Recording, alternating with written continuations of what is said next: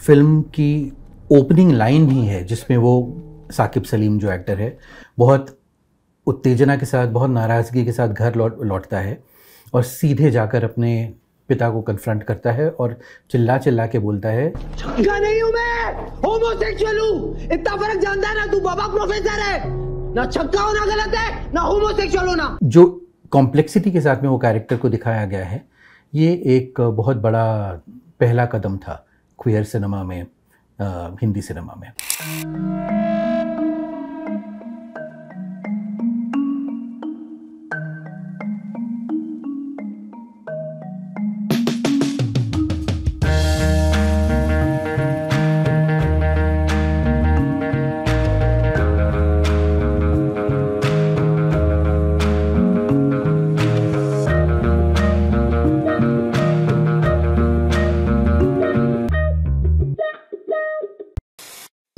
फिल्मी शहर, इस लेक्चर सीरीज़ में हम लोग हिंदी सिनेमा और इसने किस तरह से हमारे जीवन के विभिन्न पहलुओं को दर्शाया है उस पर चर्चा की है, इसके बारे में बात करते रहे हैं।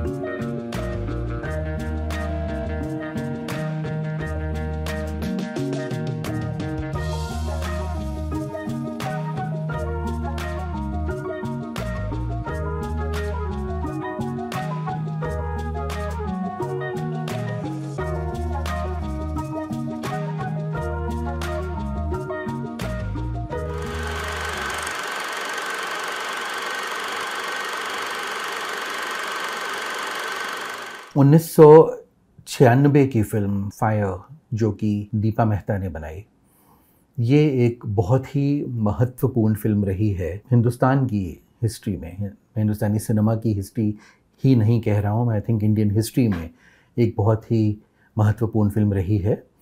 देखा जाए टेक्निकली वो हिंदुस्तान का प्रोडक्शन नहीं है, लेकिन यहाँ पर लोकेटेड है।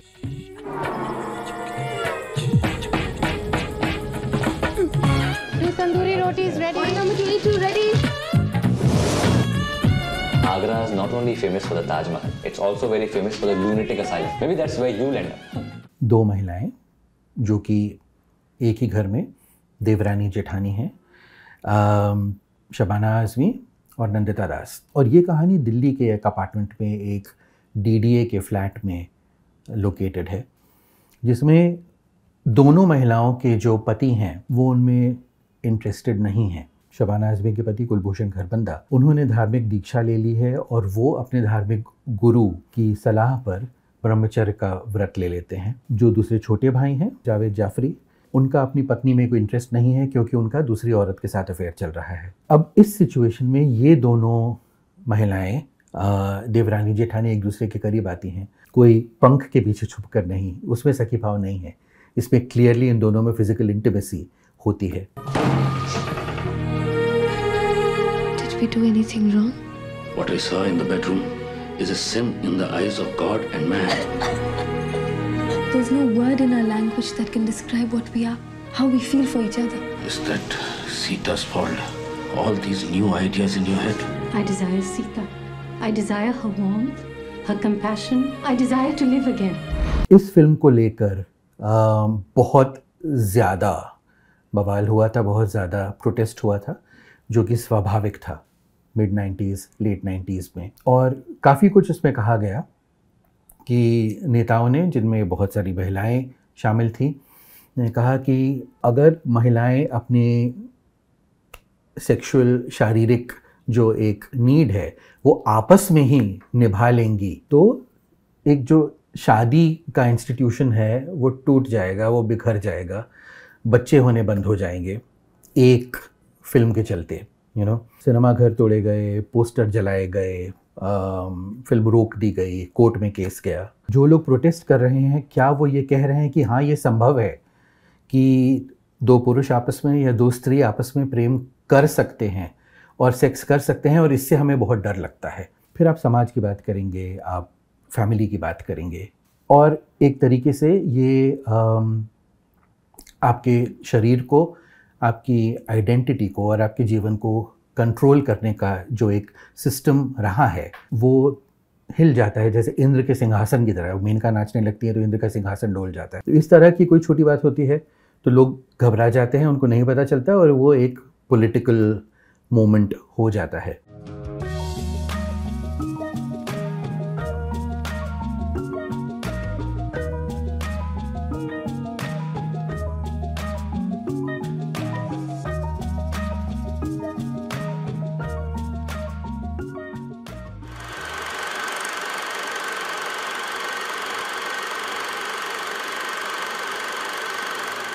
उन्नीसवीं शताब्दी का ब्रिटिश का बनाया हुआ रूल था जिसमें कि आप कंसेंसुअल सेक्स, मतलब अगर आप सहमति से दो इंडिविजुअल, दो एडल्ट्स आप आपस में संबंध कर रहे हैं तो उसको क्रिमिनल माना जाता था, कि अगर वो स्त्री और पुरुष नहीं है, अगर वो स्त्री और स्त्री हैं, अगर वो पुरुष और पुरुष हैं। और यही जो था हम लोग अभी तक फॉलो करते रहे और इसको बदलने की, इसको दोबारा सोचने की बहुत ज़रूरत थी, जिसके ऊपर एक्टिविस्ट्स लीगल सिस्टम में काम करते रहे।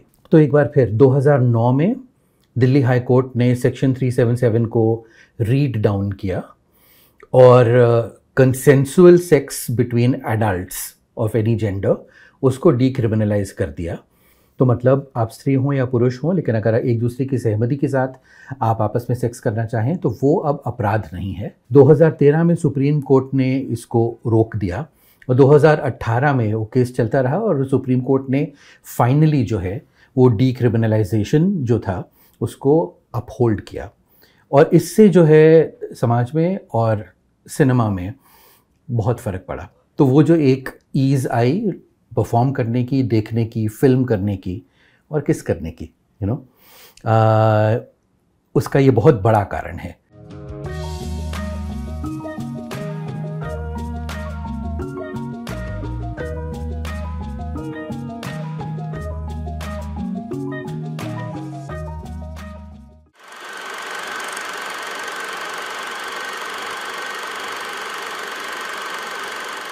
बहुत सालों तक अगर होमोसेक्सुअलिटी की चर्चा रही समाज में, मीडिया में या सिनेमा में, उसके साथ एक HIV एड्स जुड़ा रहा, जो कि बहुत दिन तक एक गे डिजीज़ समझी गई भारत में, पश्चिम में, कि ऐसा सोचा गया कि ये एक बीमारी है जो कि खाली मेल होमोसेक्सुअल्स को होती है। सिनेमा ने भी उसके साथ डील किया और जैसे फायर के साथ जितनी कंट्रोवर्सी हुई, लेकिन उससे एक चर्चा खुली, एक चर्चा का मौका मिला। मेल होमोसेक्सुअलिटी के साथ भी एक HIV एड्स के कारण चर्चा करने का मौका मिला, लेकिन ये एक बीमारी साथ में जुड़ गई, तो एक नेगेटिव जो इमेज था, एक कॉनोटेशन था, वो उसके साथ में जुड़ा रहा कई दिनों तक, जो कि आई थिंक अब जाके थोड़ा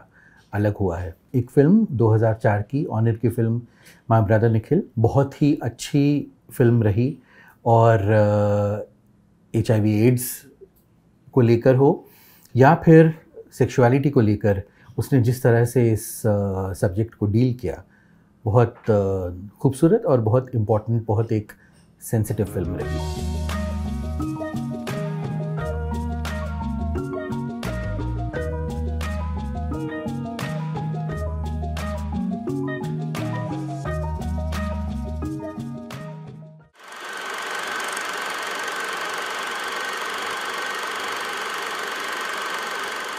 दो 2008 में एक फिल्म आई दोस्ताना, जो कि धर्मा प्रोडक्शंस करण जौहर ने प्रोड्यूस की थी और तरुण मनसुखानी ने डायरेक्ट की थी। ये फिल्म जो है मायामी, फ्लोरिडा, अमेरिका में लोकेटेड है, जिसमें अभिषेक बच्चन और जॉन अब्राहम दो दोस्त हैं जो कि एक घर किराए पे लेना चाहते हैं, लेकिन उनको जो घर पसंद आता है वो प्रियंका चोपड़ा का घर है। वहाँ पर शर्त यह है कि आदमी नहीं रह सकते, क्योंकि उनकी जो माँ है वो आदमियों को उनके साथ में घर शेयर करना नहीं देना चाहती हैं। ये दोनों प्रिटेंड करते हैं कि चलो हम दोनों गे बन जाते हैं, झूठ मूठ के गे, जिससे कि हमको यहाँ रहने को मिले, क्योंकि ये घर अच्छा है और हमको ये घर चाहिए।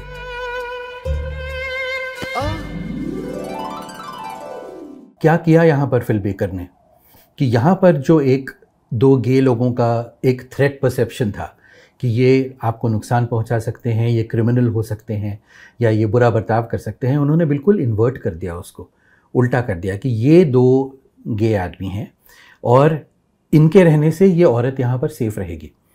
तो जो उनका गे होने का एस्पेक्ट था, जो अभी तक सिनेमा में या हमारे आसपास भी जो बुरा समझा जाता हो, अब यहाँ पर एक अच्छी बात हो गई। तो ये एक बहुत ही क्लेवर मूव था, प्रोड्यूसर, स्क्रिप्ट राइटर, डायरेक्टर द्वारा किया गया। एक एफर्मेटिव पॉजिटिव रिप्रेजेंटेशन था। फिल्म में बहुत सारे कॉम्प्लिकेशंस होते हैं। एंड में फाइनली जैसे रज़िया सुल्तान में एक सखी भाव में वो दोनों औरतें जो हैं किस करती हैं, एक दूसरे के करीब आती हैं, इसमें भी ये दोनों लोग जो हैं फिल्म के एंड में कहते हैं ठीक है, हम दोनों हेट्रोसेक्सुअल हुए, स्ट्रेट हुए तो क्या हुआ, लेकिन अगर हम लोग एक दूसरे के करीब फिजिकली आएँ और एक कुछ कॉन्टेस्ट है जिसमें उनसे किस करने को कहा जाता है, कहते हैं ठीक है, हम एक दूसरे को किस करेंगे। No guys, it's not gonna happen. No. No. Let me. It's fine. I can't do it. No. दो बड़े एक्टर अभिषेक बच्चन और जॉन अब्राहम एक दूसरे को स्क्रीन पर किस करते हैं उस सीन में। अभी तक जो है इस तरह का किस जो है उससे लोगों को काफ़ी तकलीफ़ होती। ये भी जब सीन आया था तो लोगों ने आवाज़ की थी, सीटियाँ बजाई थी, कुछ लोग हंसे थे क्योंकि बहुत अनकंफर्टेबल मोमेंट रहा होगा। लेकिन अभी हाल की कुछ फिल्में या वेब सीरीज़ देखें तो वो एक डिस्कम्फर्ट जो है वो काफ़ी हद तक कम हो गया है। लोगों का देखने का नज़रिया, फिल्म करने का नज़रिया और एक्टर्स का परफॉर्म करने का एक तरीका जो है उसमें एक ईज़ आ गई है।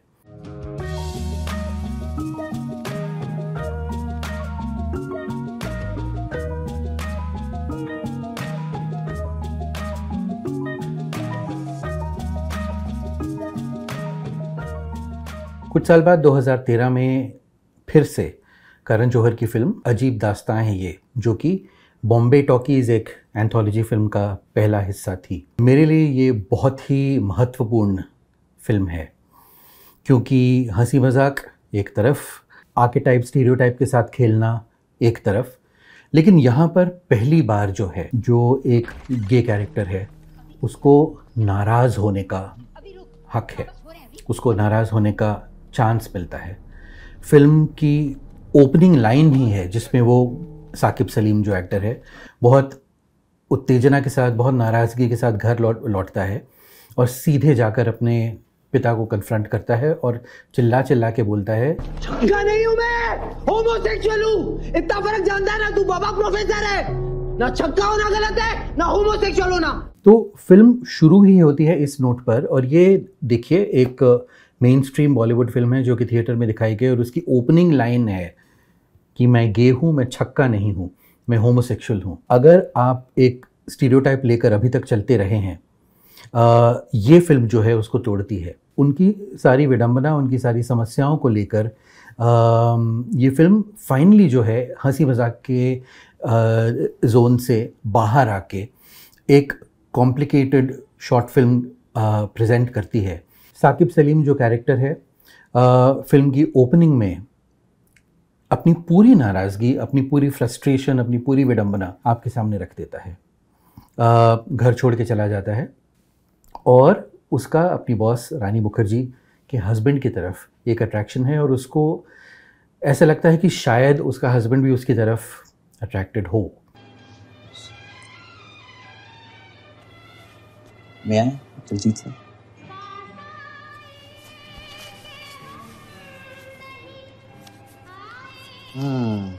तुम इतना जो मुस्कुरा रहे हो, क्या गम है जिसे छुपा रहे हो? ये सवाल था बाय द वे।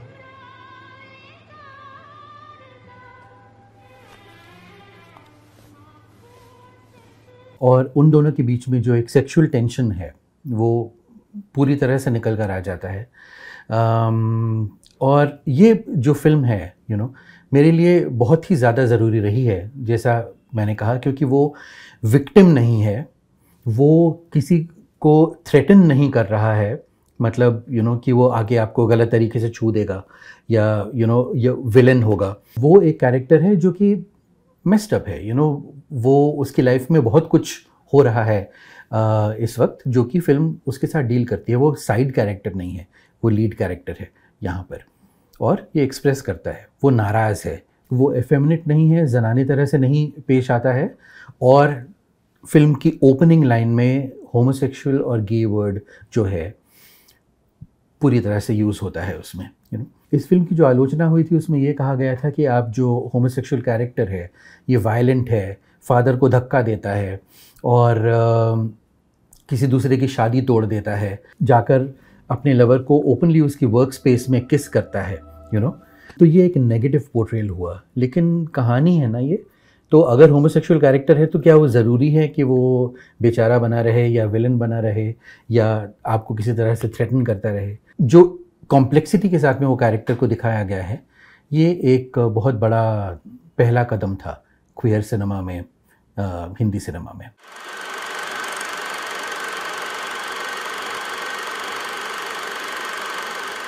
और एक करण जौहर की फिल्म जो कि उन्होंने खुद प्रोड्यूस की है और डायरेक्ट की है, student of the year 2012। Film उस प्लॉट के बारे में नहीं है, वो फिल्म बिल्कुल सबटेक्स्ट के बारे में है कि प्लॉट के पीछे क्या हो रहा है, कैरेक्टर्स के जीवन में क्या हो रहा है।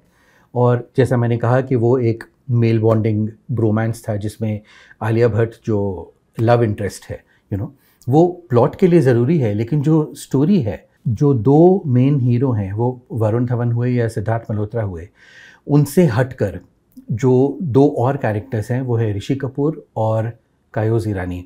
मेरे लिए वो ज़्यादा ज़रूरी हैं इस पूरी फिल्म में। तो इसमें जो इंटरेस्टिंग बात है वो ये कि डायरेक्टर करण जौहर जो है इन दो कैरेक्टर्स में अपने आप को देखते हैं। तो वो एक इस काल्पनिक जगह में बना हुआ जो स्कूल है, वहाँ पर जो उनके डीन हैं योगेंद्र वशिष्ठ, जो कि ऋषि कपूर ने कैरेक्टर प्ले किया है, जो कि बहुत ही रंगीले, फ्लैम्बॉयंट, येलो कलर का सूट पहनने वाले ओपनली गे मैन हैं। और जो उनके फुटबॉल के कोच हैं ओपनली जाहिर करते हैं कि वो उनकी तरफ आकर्षित हैं। दूसरा कैरेक्टर जो है कहजाद सोडा बॉटल ओपनर वाला, जो कि कायोज ईरानी ने प्ले किया है, ये भी एक तरीके से देखा जाए तो करण जौहर का ही एक दूसरे टाइप का रूप है, जिसमें वो उसका वज़न ज़्यादा है, बॉडी इमेज के उसको इश्यूज़ हैं और वो मेन कैरेक्टर नहीं है। तो जैसा कहा कि ऋषि कपूर का जो कैरेक्टर है फ्लैम्बॉयंट गे मैन है, जो अपनी माँ के साथ रहता है, फुटबॉल कोच पे लाइन मारता है सबके सामने, और पूरा का पूरा स्कूल और पूरा का पूरा जो फिल्म का प्लॉट है एक बहुत ही सुपरफिशियल रियलिटी शो है, जिसमें वो एक के बाद एक कुछ आयोजित करते रहते हैं क्योंकि उनको एंड में student of the year trophy देनी है। तो एक तरीके से देखा जाए तो ये करण जौहर जो है खुद अपनी फिल्मों की सुपरफिशियलिटी को लेकर, एक जो सरफेस की सुपरफिशियलिटी है उसकी आलोचना कर रहे हैं। खुद वो कितने सारे टॉक शोज़ में जज बनकर आते हैं, उनकी सुपरफिशियलिटी की आलोचना कर रहे हैं, और ख़ुद अपनी ही फिल्म के अपने ही student of the year contest में खुद जज बन के आ जाते हैं, जहाँ पे उन्हीं के लिखे हुए पात्र जो हैं प्रेजेंट कर रहे हैं, इस ट्रॉफ़ी के लिए कंटेस्ट कर रहे हैं। तो बहुत सारे लेवल में ये बहुत ही मेटा रेफरेंस्ड फिल्म है, जिसमें अपने पहले के काम और लोगों के पहले के काम को रेफरेंस करके आप उसमें मीनिंग निकालने की कोशिश कर रहे हैं। उनकी सबसे ज़्यादा डिस्टर्ब्ड, सबसे ज़्यादा नाराज़ फिल्म है बॉम्बे टॉकीज़ से भी ज़्यादा, और इसमें करण जौहर के दो ऑल्टर ईगोज़, जैसा मैंने कहा, आपस में उनमें बहुत ओपनली कॉन्फ्लिक्ट होता है कि एक पावरफुल मैन जो डीन है और एक स्टूडेंट जिसको बहुत ज़्यादा इश्यूज़ हैं, और फिल्म के एंड में पता चलता है कि वो गे है और कैसे वो डीन को फाइनली कहता है कि देखो, हाँ मैं हार गया, ओके, लेकिन मैं क्यों हारा डीन? आपकी वजह से और आपकी ये डम रूल्स की वजह से। लड़का और लड़की को साथ में भगाओ, प्रॉम पे एक पार्टनर ले आओ, डांस करो, ट्रॉफी जीतो, डांस करो, ट्रॉफी जीतो। But who cares कि this पप्पू can't dance साला? Who cares? And who cares कि हम जैसे लोगों को पार्टनर्स नहीं मिलते हैं team? You should have known that. For people, you should have known that. You know what? You are a jealous, lonely and very unhappy man. तो वो फिल्म का जो लास्ट सीन है वो बहुत ही एक टेलिंग, बहुत ही गहरी मीनिंग वाला सीन है।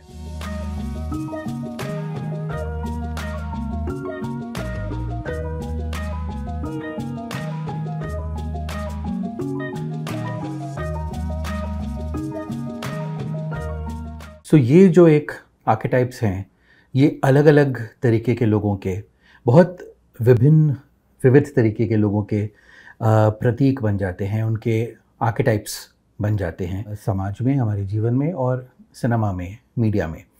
तो वो एक वायलेंट और क्रिमिनल हिजड़ा हो, एक जनाना एफेमिनेट आदमी हो, एक बुच मर्दानी अग्रेसिव लेस्बियन औरत हो, फैशन डिज़ाइनर हो। तो ये बहुत सारे एक स्टीरियोटाइप्स रहे हैं जिनके साथ हम होमोसेक्सुअलिटी को कनेक्ट करते हैं। उनमें से एक है ये एक मिडिल एज का या बड़ी उम्र का अकेले रहने वाला लोनली डिप्रेस्ड आदमी। –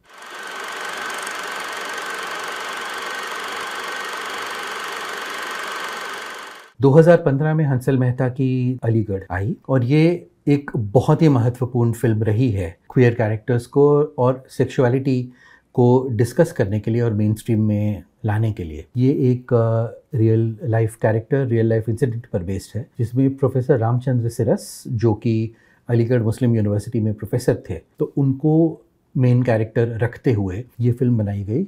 जो किरदार था वो मनोज बाजपेयी ने निभाया था, प्रोफेसर सिरस का। ये वो एक क्लोजेट गे मैन है, लोगों को उनके बारे में मालूम नहीं है, लेकिन मालूम ना होते हुए भी लोगों को मालूम होता है।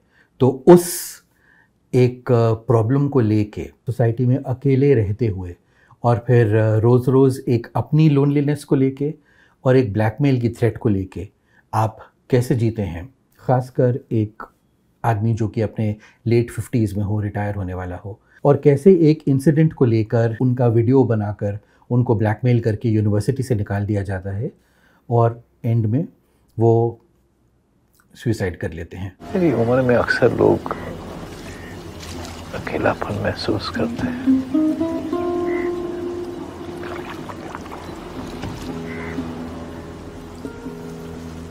Was it your lover?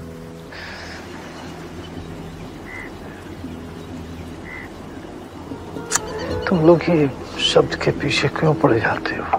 तो ये एक बहुत महत्वपूर्ण फिल्म रही है मनोज बाजपेयी और राजकुमार राव के साथ। राजकुमार राव जिनको हमने और भी फिल्मों में देखा, जैसे बधाई दो, जो कि इस साल की फिल्म थी।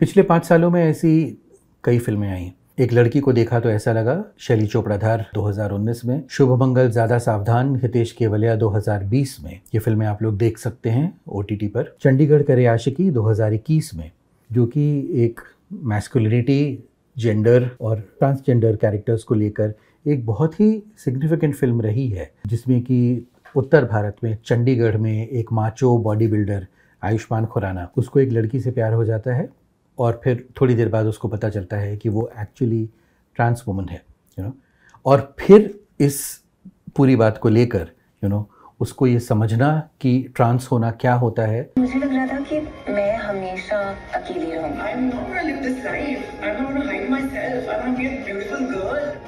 मैं एक लड़का पैदा हुई थी, पर हमेशा से अंदर से ही एक लड़की थी। जो दबे हुए सब्जेक्ट्स रहे हैं, इनको सामने लाकर एक्सप्लेन करें। कुछ ज़्यादा ही एक्सप्लेन करते हैं क्योंकि देखने वालों को शायद नहीं पता होता है, लेकिन ये एक अच्छा स्टेप है, अफर्मेटिव एक्शन है, जो कि मेन स्ट्रीम सिनेमा कर रहा है, जो कि अभी तक आर्ट हाउस सिनेमा या डॉक्यूमेंट्री किया करता था। हर्षवर्धन कुलकर्णी की बधाई दो अगर देखें 2022 में, तो इसमें एक पुलिस ऑफिसर राजकुमार राव, जो कि मेल होमोसेक्सुअल है, और स्पोर्ट्स कोच भूमि पेडनेकर जो कि लेस्बियन है। ये लोग डिसाइड करते हैं कि हम लोग जो हैं सिर्फ सहूलियत के लिए आपस में शादी कर लेते हैं, जिससे हमारे परिवार वाले हमको अकेला छोड़ दें, जिसको लैवेंडर वेडिंग कहा जाता है कि एक मेल गे मैन और एक फीमेल गे पर्सन शादी करके साथ आकर रहने लगे। और मज़े की बात ये कि इसमें ये तो हो जाता है, लेकिन फाइनली जो है आप परिवार वालों से बचने के लिए आपने शादी की, लेकिन परिवार वाले आपको छोड़ते नहीं है ना, तो फिर उसके साथ आप कैसे डील करें। और इंटरेस्टिंगली कई सारी ऐसी फिल्में हैं जो कि सेक्सुअलिटी के बारे में बात करते करते परिवार को बहुत मेजरली इन्वॉल्व करती हैं, कि परिवार को कैसे समझाएं, परिवार के साथ कैसे रहें, सब में कैसे आप इंफॉर्मेशन या सेंसिटिविटी जगाएं। बात तो करने दो अंकल ब्रो, एक बार बात कर रहा हूं। बिल्कुल नहीं, दूर से बात कर दूंगा। बिल्कुल नहीं। कैन आई से फाइनल गुड बाय प्लीज? हटिए। लड़ोगे? लड़ लो। नहीं लड़ना चाहता मैं।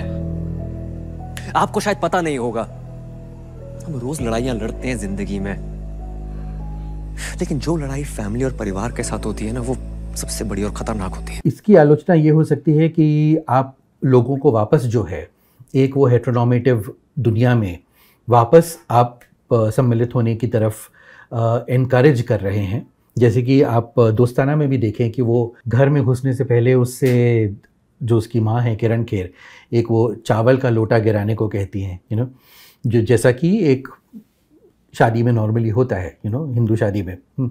जिन चीज़ों की आलोचना आप कर सकते हैं या अगर आप नहीं करना चाहें, लेकिन परिवार में बने रहने के लिए ये सारी चीज़ें जो हैं फिल्में दिखाएं, उनको इनकरेज करें। लेकिन शुरुआत है, ये फिल्म आपको इनकरेज नहीं कर रही है कि हाँ ठीक है, अगर बात नहीं बन रही है तो शायद आप अपना जीवन अपने आप जी सकते हैं, अकेले जी सकते हैं, अपने पार्टनर के साथ जी सकते हैं। 2021 की गीली पुच्ची, जो कि नीरज घेवान ने डायरेक्ट की है, अजीब दास्तान्स नाम की एंथोलॉजी फिल्म का हिस्सा है ये, और नेटफ्लिक्स पर अवेलेबल है। सो गीली पुच्ची बहुत ही महत्वपूर्ण फिल्म रही है। इसमें 2 क्वियर फीमेल कैरेक्टर्स हैं, 2 औरतें हैं। कोंकणा सेन शर्मा का कैरेक्टर भारती दलित है, अदिति राव हैदरी का कैरेक्टर जो है प्रिया शर्मा ब्राह्मण है।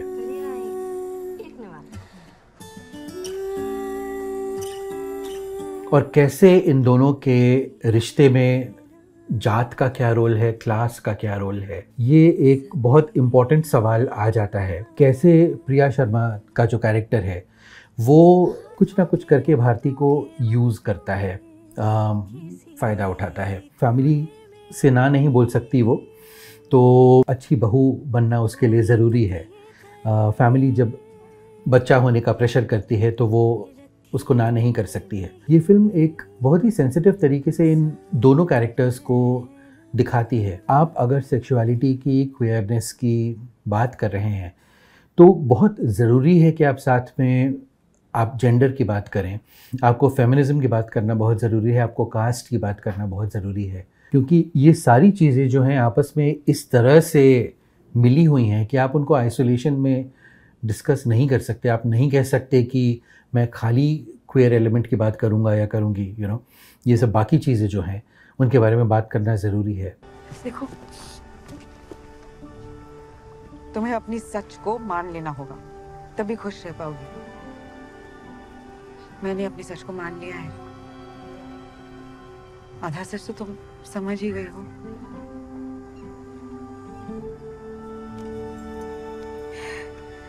एक और सच ये है कि हम भारती बैनर्जी नहीं हैं, भारती मंडल नाम है हमारा।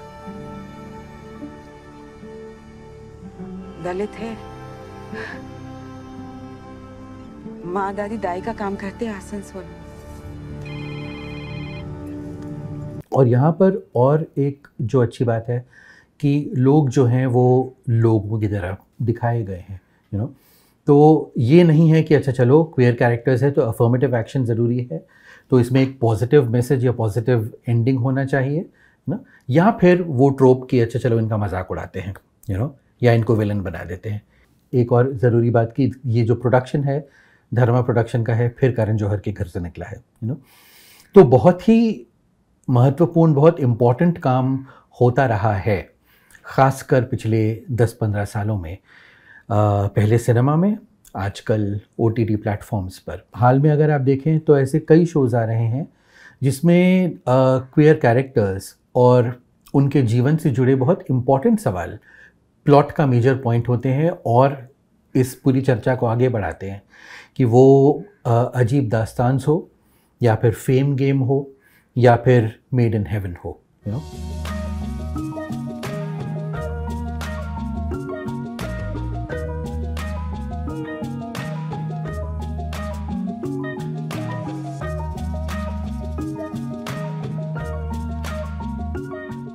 आइडेंटिटी का सवाल हो, पर्सनल फ्रीडम का सवाल हो, रिलेशनशिप या लाइफ चॉइसेस का सवाल हो, लोनलीनेस का सवाल हो, ये सब सवाल बने रहेंगे। लेकिन पिछले 15 साल की जो फिल्में हैं ये इन सवालों को और कॉम्प्लिकेट कर देती हैं और एक न्यूएंस के साथ, एक डिटेल के साथ रेज करती हैं और डिस्कस करती हैं। तो गीली पुची ने ऐसा किया कि जो आपके कैरेक्टर्स हैं वो पूरे इंडिविजुअल्स हैं, उनका एक बैकग्राउंड है, उनका एक कास्ट बैकग्राउंड है, उनका एक क्लास बैकग्राउंड है और वो क्वियर हैं। मुझे उस दिन का इंतज़ार रहेगा जब आपके मेन कैरेक्टर्स जो हों उनकी सेक्सुअलिटी जो है वो एक इंसिडेंटल, एक साइड एलिमेंट हो जाए। मुझे इंतज़ार रहेगा कि जब हम और ऐसी फिल्में बनाएं जिसमें अगर क्वियर कैरेक्टर्स हैं तो वो लोगों की तरह एज पर्सन्स नज़र आएं, बल्कि एज गे, लेस्बियन, बाइसेक्सुअल, ट्रांस पर्सन बनकर ना रह जाएं, यू नो।